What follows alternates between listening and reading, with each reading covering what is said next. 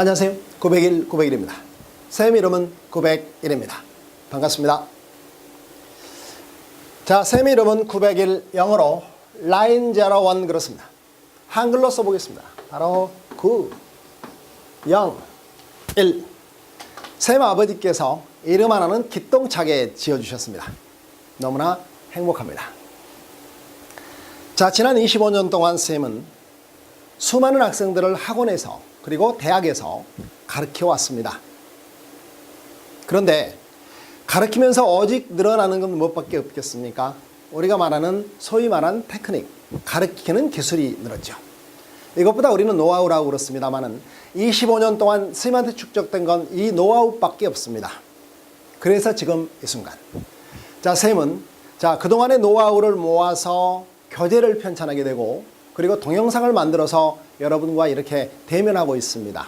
그리고 앞으로 이런 교재와 동영상으로 여러분들이 행복하게 아주 효율적으로 공부할 수 있다고 생각하니까 쌤은 너무나 행복하고 마음이 뿌듯합니다. 그래서 너무 반갑습니다. 다시 한번 인사드리겠습니다. 자, 단칼 1권의 교재 구성은요. 단칼 1권의 교재 구성은 각 장은 크게 동사, 수동태, 그리고 준동사로 구성하였습니다.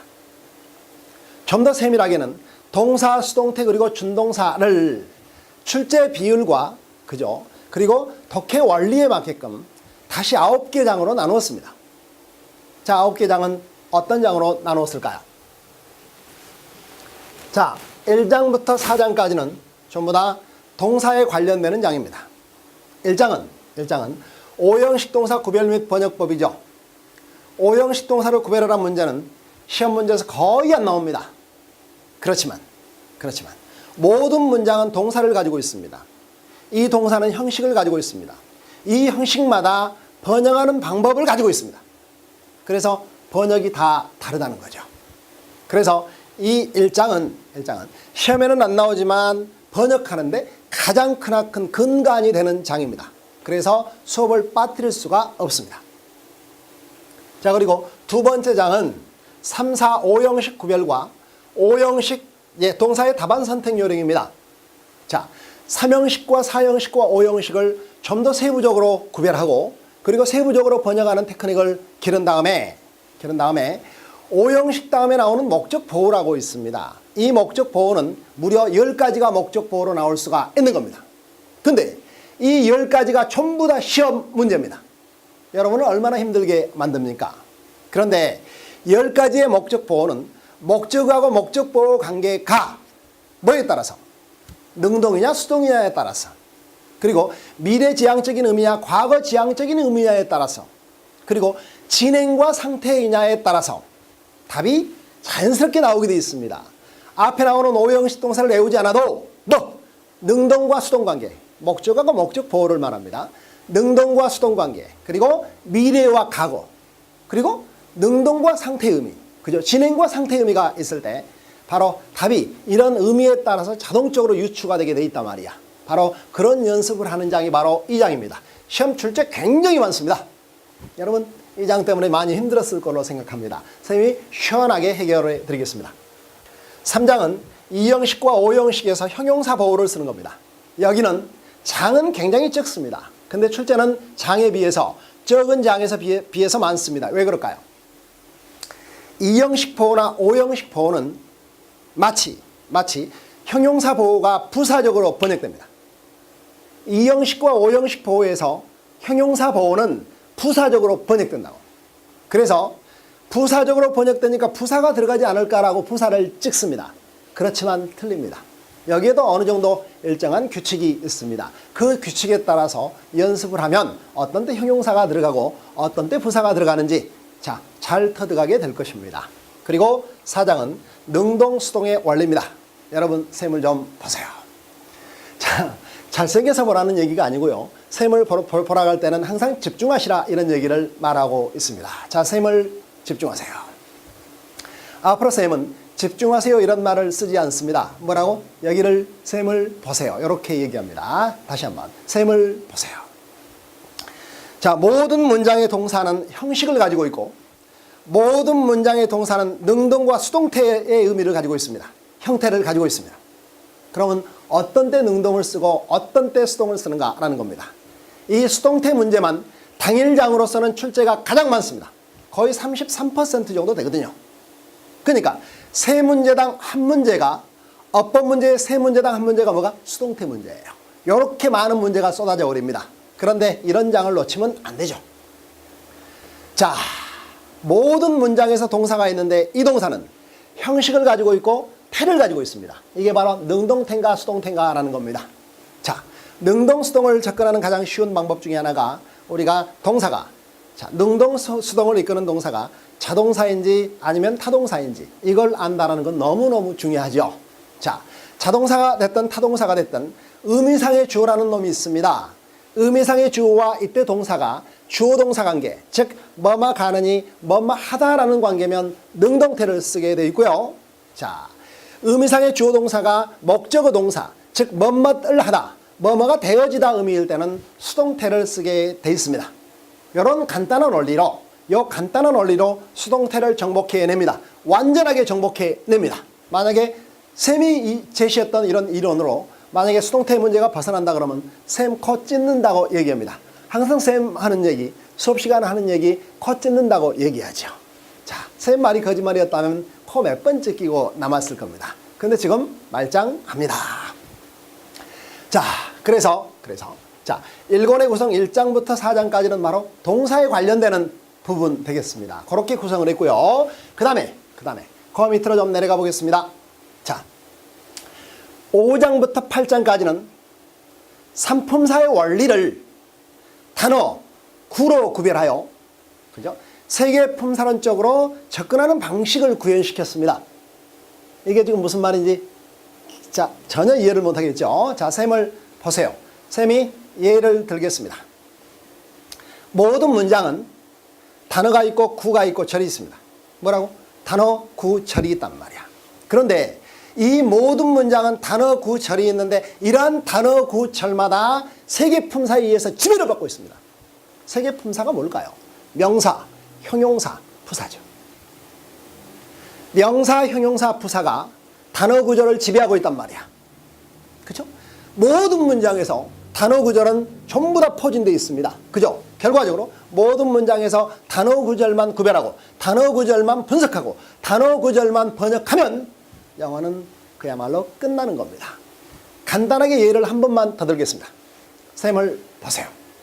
자, 다시 한 번 말합니다. 쌤을 보세요라는 얘기는 잘생긴 얼굴 보라는 얘기가 아니라 주목하세요라는 얘기를 계속 반복하고 있습니다. 쌤을 보세요.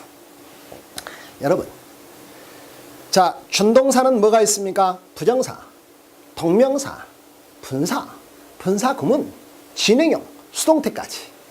다시 부정사, 동명사, 분사, 분사구문, 진행, 수동태까지. 이 6개 장을 우리는 준동사라고 그렇습니다. 그런데 쌤은 6개 장을 낱낱하게 공부하지 않습니다. 통합적으로 이 6개 장을 통합적으로 공부합니다. 그래서 6개 장을 낱낱하게 공부하면 시간이 상당히 많이 걸리고 이것들을 또 독해에 적용할 때까지 어느 정도 인터벌이 좀 필요하게 됩니다. 그렇죠? 근데 쌤 수업은 그러지 않습니다. 이 6개를 한 묶음으로 한 방에 봐버립니다. 어떻게 볼까요? 이렇게 봅니다. 여러분, to 플러스 동사 원형을 부정사라 합니다. 이건 다 알아요. 이건 다 압니다. 이건 다 아는데 to 플러스 동사 원형을 부정사라 해요. 부정사는요, 명사형법, 형용사형법, 부사형법. 이게 중학교 2학년 때 뒤지게 하는 거예요. 뒤지게. 다시 한번. to 플러스 동사 원형에는 뭐 명사형법, 형용사형법, 부사형법이 있습니다. 뭐? 왜? 바로 명사고 형용사고 부사니까 이런 용어가 붙었겠죠. 바로 부정사는 명사가 있고 형용사가 있고 부사라는 품사에 의해서 지배를 받고 있습니다. 좀만 내려갑니다. 그 밑에 내려가니까 동명사라는 게 있죠. 동명사는 동사 플러스 명사가 합성된 겁니다. 명사가 합성된 거기 때문에 자, 바로 명사인 거죠. 명사인 겁니다. 여러분, 분사라는 게 있죠. ing 분사를 현재 분사라 하고 pp를 과거 분사라고 합니다. 이때 pp는 다른 말로 수동태죠. 다시 ing, 비동사 ing인 현재 분사, 비동사 pp인 과거 분사 이렇습니다. 자, 이때 ing pp에도 품사가 있습니다. 품사가 뭔가요? 바로 형용사가 되는 것입니다. 고로 분사는 현재 분사나 과거 분사는 품사가 형용사인 거죠. 그리고 분사 구문이라는 게 있습니다. 분사 구문도 ing꼴이 있고 pp꼴이 있습니다. 분사 구문은 품사가 부사입니다. 둘 다 부사입니다. 그런데 쌤 봐요. 부정사의 명사용법과 동명사는 모양만 다르죠. 투부정사하고 ing꼴이니까. 근데 뭐가 같습니까? 구라는 게 같고요. 또 품사가 같죠. 명사라는 거. 그리고 역할이 같습니다. 명사 역할은 주어, 목적어, 보어가 되는 것이죠. 똑같습니다. 쌤, 근데 왜 이렇게 구별을 시켰습니까? 의미가 달라요. 의미가 다르기 때문에 이 두 개가 분리되어 나온 겁니다. 그럼 부정사는 어떤 의미일까요? 미래지향적인 의미를 가지고 있습니다. 동명사는 어떻습니까? 과거지향적인 의미를 가지고 있습니다. 끝. 여러분, 주목. 부정사의 형용사용법은 품사가 뭔가요? 형용사입니다. ing, ppn 분사도 품사가 형용사로 있습니다. 이것들은 모양이 다르고 명칭이 다르죠. 그렇지만 구라는 것이 같고, 그리고 이것들이 형용사 역할이라는 게 같고, 명사를 꾸미고 서술보호가 되는 게 똑같습니다. 그리고 역할이랑 역할까지 똑같아요. 즉 모양하고 명칭만 달랐지 뭐가 같아? 하는 역할이 똑같습니다. 하는 역할이 똑같고 번역은 약간의 뉘앙스가 있죠. 그런데 왜 이 두 개를 분리시켰을까요? 바로 의미상의 차이 때문에 그렇습니다. 아까 부정사는 어떤 의미라고 그랬습니까? 미래지향적인 의미가 있다. 그리고 ing 현재 분사와 pp 과거 분사는 ing는 능동 진행의 의미가 있다. 그리고 pp는 수동 상태의 의미가 있습니다. 역할이 똑같고 구가 똑같고 역할이 똑같고 품사가 똑같은데 뭐에 따라서? 번역에 따라서 미래지향적이면 부정사 쪽으로, 능동 진행 쪽이면 ing 쪽으로, 수동 상태 쪽이면 pp 쪽으로 간단 말이에요. 끝. 자, 셈을 보세요. 부정사의 부사용법은 품사가 뭔가요? 부사입니다. 분사 구문은 ing, pp죠. 이것들이 모양이 다릅니다. 그러면서 명칭이 다르죠. 그렇지만 이것들은 공통적으로 품사가 부사입니다. 부사 역할은 문장 전체를 수식하는 역할을 합니다. 번역도 비슷하죠. 느낌은 좀 다르지만요. 자, 고로 부정사의 부사용법과 분사 구문은 뭐가? 구라는 것, 그리고 품사가 부사라는 것, 그리고 그 역할이 같습니다. 근데 뭐 때문에 이 두 개가 분리되어 나왔을까요? 바로 의미상의 차이가 다르기 때문에 그렇습니다. 부정사는 세 번째 말합니다. 미래지향적인 의미를 나타내고 있어요. 분사구문은 ing 분사구문은 능동태의 의미를 나타내고 있고 pp 분사구문은 수동상태의 의미를 나타내고 있습니다. 요거가 준동사, 부정사, 동명사, 분사, 분사구문, 수동, 진행형을 한 방에 끝낼 수 있는 원칙이 여기에 들어있는 겁니다. 쌤이 이 부분을 어떻게 끝내는가 한번 봐보십시오. 바로 이 부분이 7장에 가 있습니다. 7장입니다.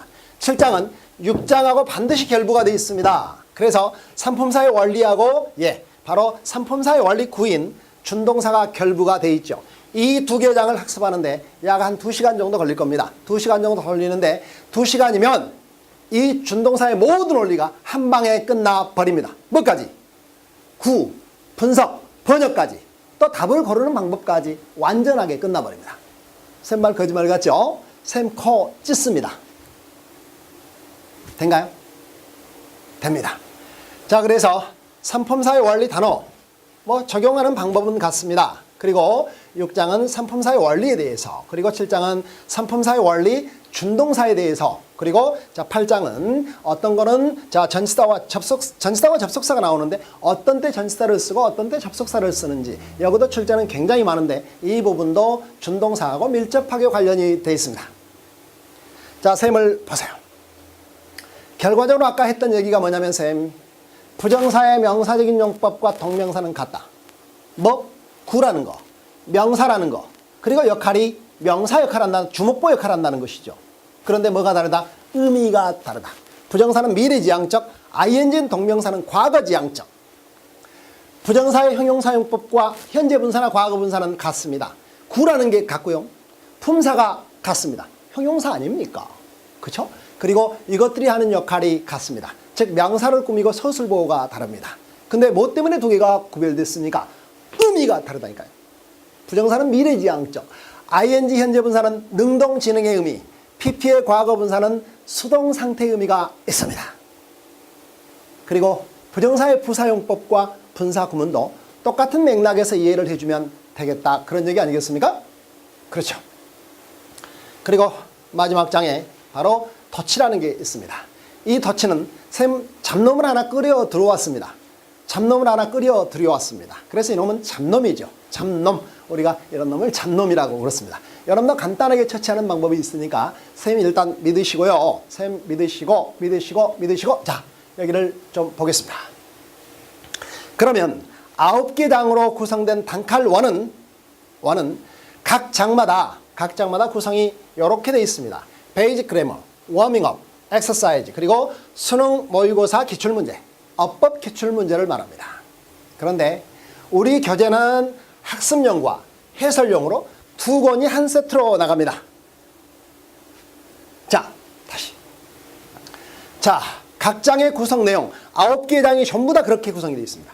자, 뭐라고? 베이직 그래머 문법 원리죠. 워밍업 연습하는 거죠. 셈과 같이 문제를 풀어보는 겁니다. 기본 문법을 다지고 문제를 풀어보는 거죠. 그리고 엑서사이즈 문제가 많이 실려서 계속적으로 연습하는 장이고, 그리고 이런 것들을 갖다가 수능 모의고사 기출 어법 문제에다가 적용을 시켜서 최종적으로 마무리를 때리는 형태입니다. 자, 우리 교재는 학습용과 해설용 두 권이 한 세트로 구성되어 있습니다. 그러면 수업 방법은 어떻게 진행할까요?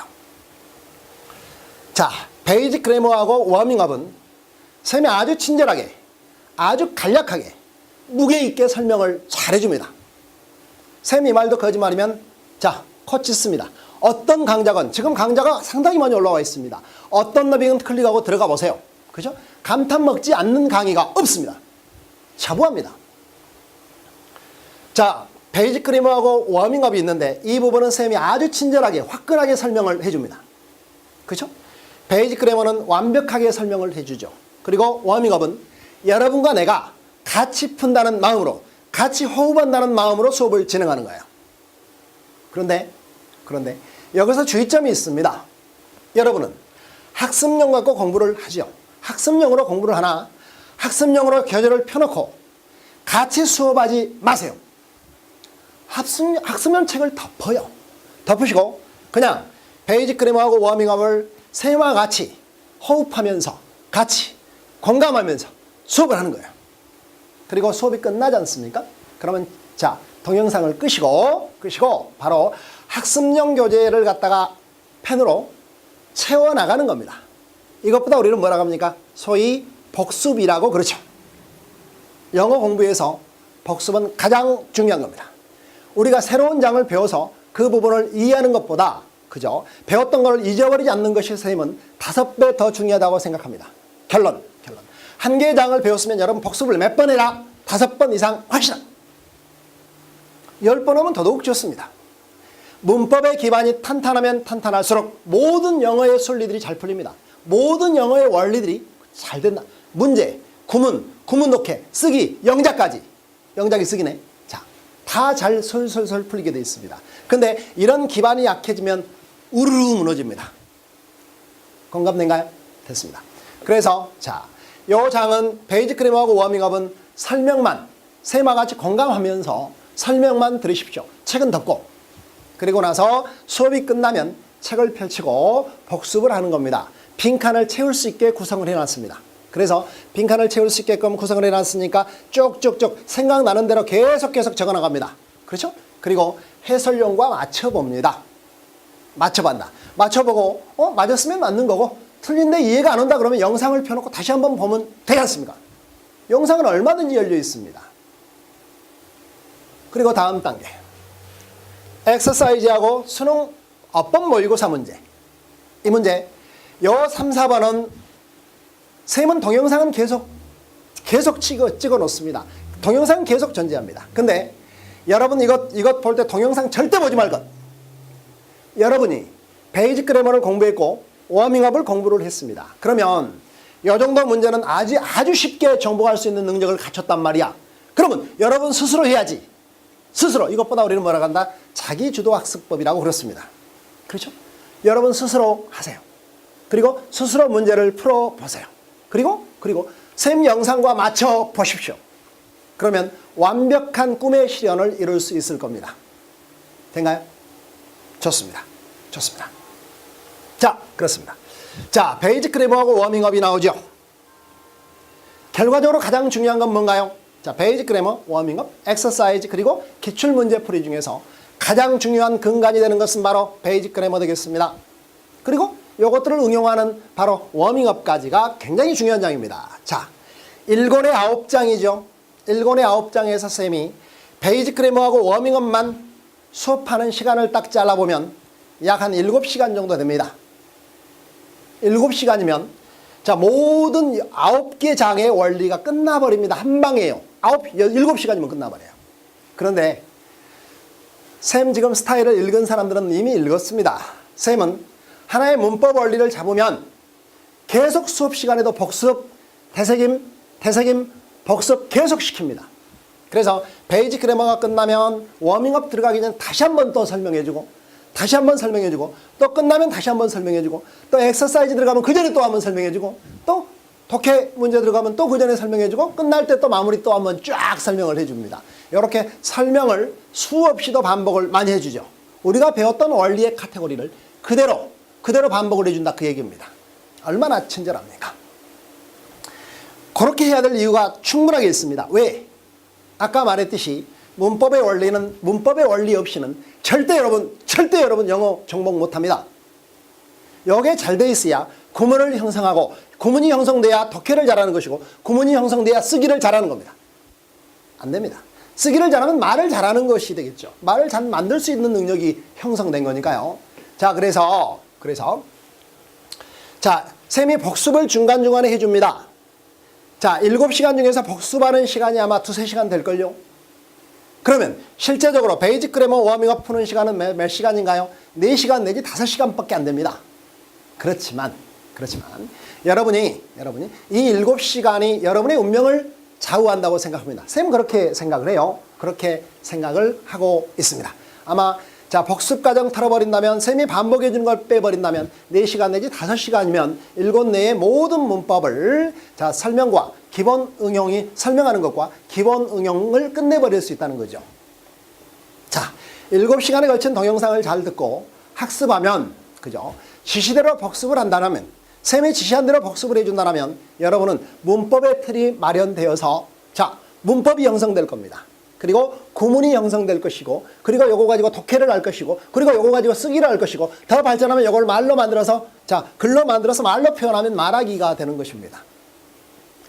여러분이 정말 이런 실력을 갖춘다면 여러분은 수능 모의고사, 학교 내신, 서술형 평가, 수행 평가에서 아주 좋은 성적을 얻을 수 있을 거라고 자부합니다.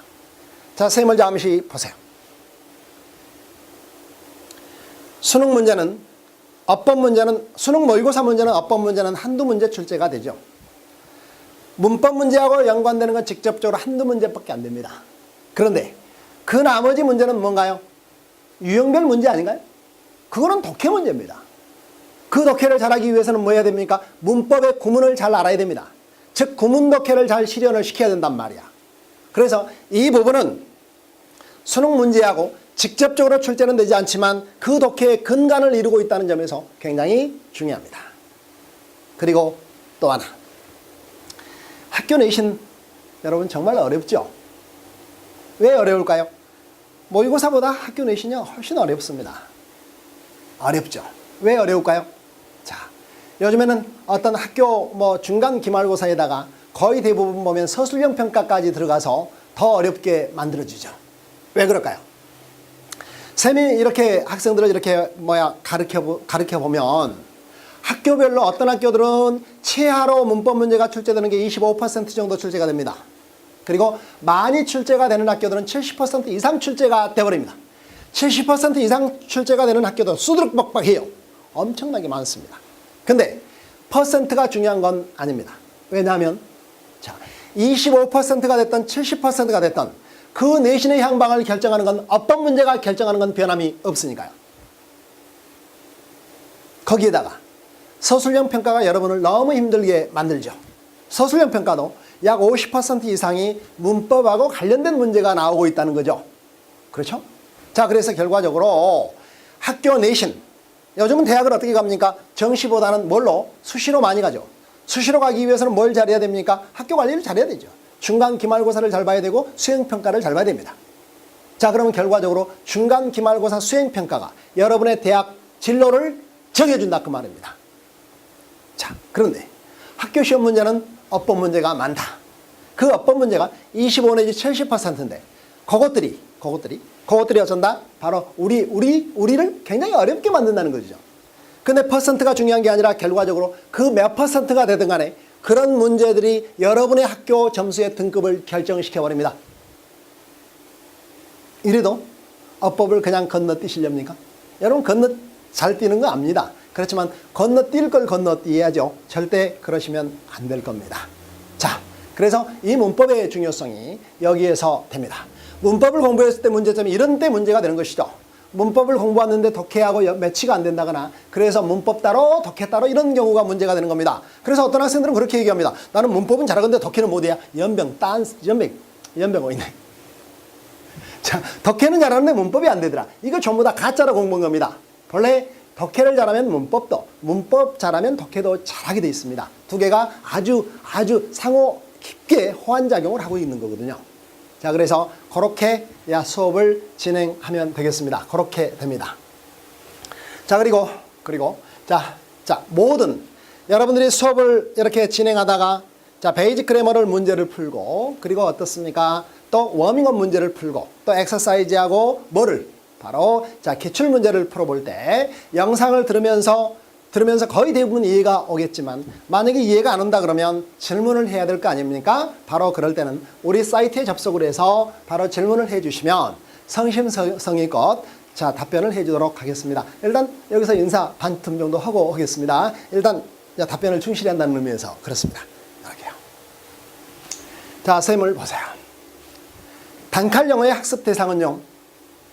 고등학교 1, 2, 3학년 그리고 중학생까지도 가능합니다. 고3은 수능이 얼마 안 남았습니다.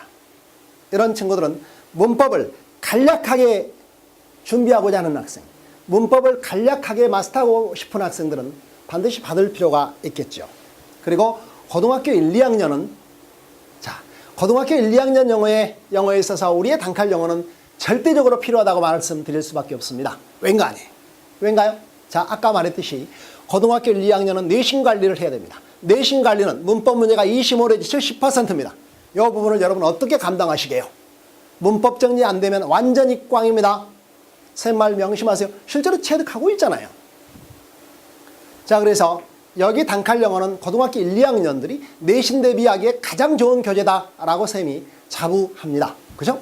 자, 그리고 중학교 3학년은 어린 놈이 이거 공부하면 되겠습니까? 고등학교 과정인데 자, 그런데 여러분 요즘 고등학생들, 중학생들 똑똑한 아이들 너무 많습니다. 똑똑한 아이들 너무 많아요. 근데 그런 친구들 또는 자, 나도 저거 한번 해보고 싶다.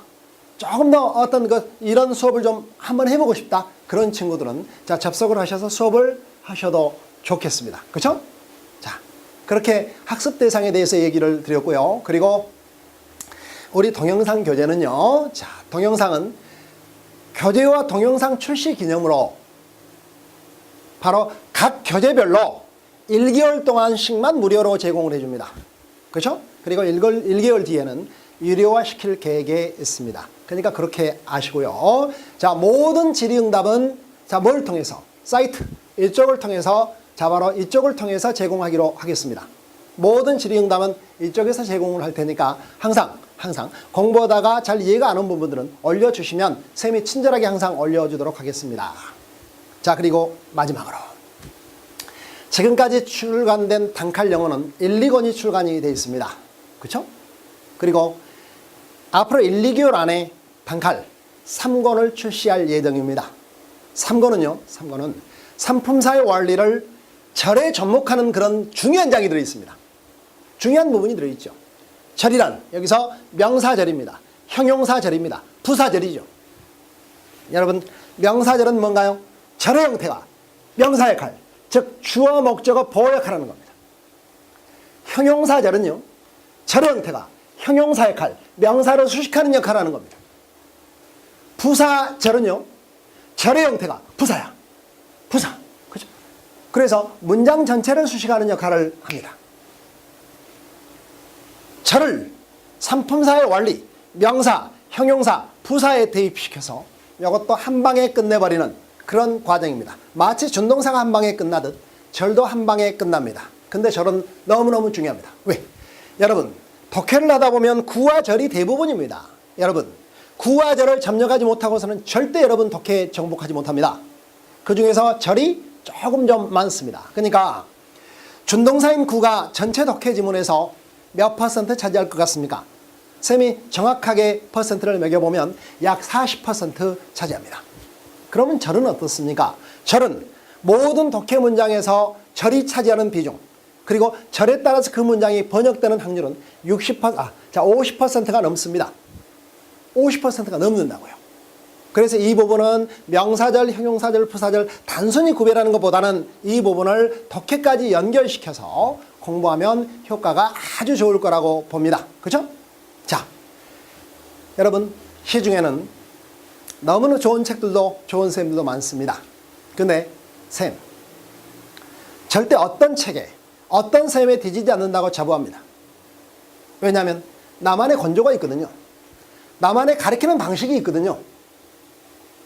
자, 그래서 여러분이 이 강의를 선택하기 전에 어떤 강의, 우리 강의 엄청 열려 있습니다. 엄청 열려 있다고. 하나 딱 클릭하고 들어보세요. 들어보시면 정말 만족하지 않을 수가 없을 거라고 쌤은 자부합니다.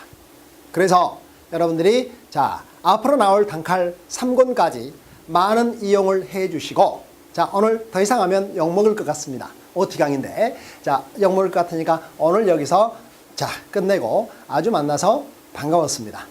이거 받느라고 고생했습니다. 수고했습니다.